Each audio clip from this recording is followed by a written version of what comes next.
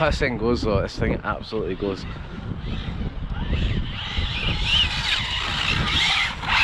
Oh, look at that! Burnout lines on the ground, I don't know if you can see that. Amazing. Alright guys, just another quick video again. First thing you'll notice, been back for holidays there. I've a couple of holidays in the last few weeks, but Mrs. got me a wee surprise, so check this out. All about the merch now. Nah, she got it made up from her holiday because I was all proud of myself, because that's me. My target was like 50 subscribers, which is, it's tiny in the big picture, but for me just enough people looking at my videos and stuff keeps me happy. So I've got over that now, so next goal is 100, so if anyone wants to help out with that, feel free to subscribe. But what I'm actually doing today is, so I've been away, so I was out in my infraction this morning having a wee shot, and it was really windy. Had a bit of pain with dog walkers parking in the middle of the big straight road I was on, things. It was just a bit of a nightmare, but I had a little speed blast. I got up to the 60 mile an hour with the standard gear. I've just discovered with doing that the braking on the car at high speeds, doing donuts and burnouts in wee car parks like I was doing before in my last video was fine, but when you're going a lot faster, the 37.5% braking isn't really up to it. So I'm going to up it to 50. I'm going to walk through that with you today, how to do that, and literally just do that. And I might put the speed gear in as well just now, but I'll put some footage up for what I got earlier on. There's nothing too great, a couple of speed passes, a wee burnout on the road when I done a sort of power slide turn, but it wasn't very good for footage, so kinda had to abandon what I kinda had planned. I was hoping to get my drone up and things and make a good video, but there's plenty of other days to do that. But so what I'll do just now is we'll open her up. Mwah, my baby, actually in love with this thing. And what I'll do is I'll go through, let's try and set this camera here. I'll just go through how to set the ESC and then all the speed controller and stuff up, and how you adjust the braking with the setting buttons. I'll put the braking power up. You can see just now I've had 3 runs with this car so far. First one I went a bit crazy with donuts and I balded the, it didn't actually take that much, but the front tyres kind of lost a lot of tread. There's still a bit of meat on them, but I rotate them round after every turn, so I think everybody should really do that with this car if they've got it. These were the ones that were on the front last, but I'm definitely going to have to get a new set for it soon and give it a little clean up as well. So the thing you find with this car, it's handy because when you put the case on, I'll try and show you just now, obviously a nice easy fit with the little Arrma clips and things you've got there. And if I give me a wee second, I'll slide this car over. But if you have a look, it's great. You can actually get your hand up in here and you can switch it on and off no problem without taking the case off, which is pretty good. It's a pretty good thing, but it lets a lot of dirt in as well. So you collect a bit of grit, gravel, stones when you're out, so you'll have to get the air duster on it, maybe take the wheels off, clean everything down, just keep on top of it. I might put some grease on the bearings and things like that, well, the wheel sort of swivels and things like that, just to make sure everything's as it should be. But what I'll do just now is I'll put a couple of batteries in, we'll switch it on, I'll talk you through how to adjust the brake settings on it. It was quite simple, but I think anybody who's got one of these should up it to the 50%. It's probably a bit safer because you don't want to be hitting this front splitter off any curbs or anything.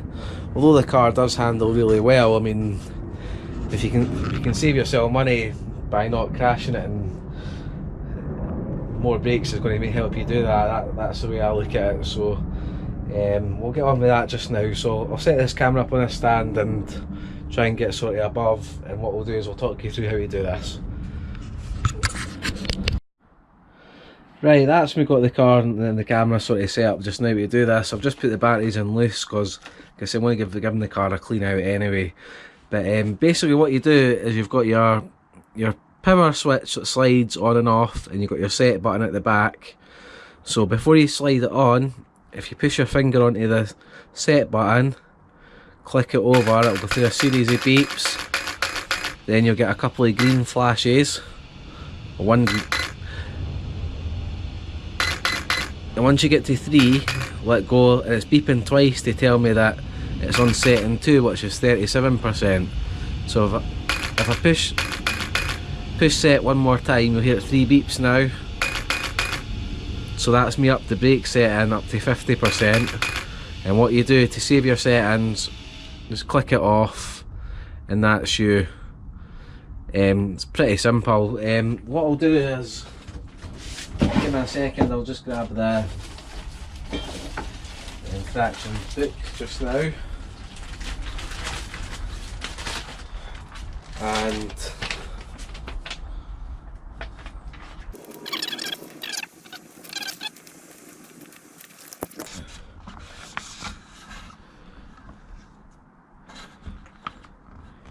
yeah, this is the settings here. So when you go through the setting noises that you heard there, the first beep is to set your low voltage cut off, which as far as I'm aware the manual doesn't show you can actually adjust, so I'm not sure about if that's actually doable on this model.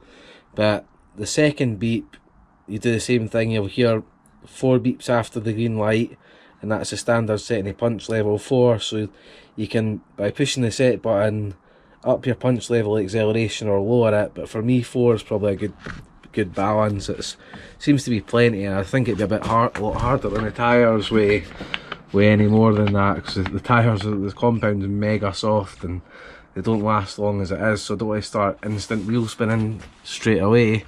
And the brake settings there, that's what we were on, the 37.5%. So the third setting of 50 is the highest that you can do. So I've put up to that, and you've got running modes for race tracks and reversing the motor and things underneath, which you probably not really need. But yeah, it's pretty straightforward. So I just thought I'd go through that with you when I've done it. And yeah, that's all there is to it. I just think it's just a good thing to do. I'd seen another guy, I think Driftomaniacs, I'd seen he'd done it, and when I first watched his video I thought, I don't think that's really necessary, but after going a lot faster with the car today, I would definitely agree with him, so I think that's a good little tip. What I'm going to do now, just so I've got this off as well, is going to take the I'll take these motor cables off, but I'm going to change the pinion. I'm going to put the high speed gear in it, and tomorrow I'm off work, so hopefully if the weather's right I might try and get one of the 80 plus mile an hour speed runs on the go, because this car's, unlike my X01, you seem to be a lot more forgiving on the road, so you don't need to have snooker table or pool table, whatever way you look at it, smooth surface to go fast on this. It's got the Arrma sort of traction control, sort of steering gyro, so you can have that, which kind of helps you a little bit if you get a little bit sideways. But even with that switched off, which I tried today too, the car handles so well, it's so stable, it's actually just the most fun you can have really with a speed car. It's incredible. It's just the way you can kind of predict it. Even if you do go sideways at speed, you never feel panicked. Everything always feels under control, or if it goes slightly out of control, you know you've got a really good chance of bringing things back. So what I'll do just now, I'll just get a couple of tools and we'll change this pinion over, and next video I'll do out, fingers crossed, I'm not promising depending on the weather, but we'll try and get a speed run of this out and see what kind of top speeds we're getting off it.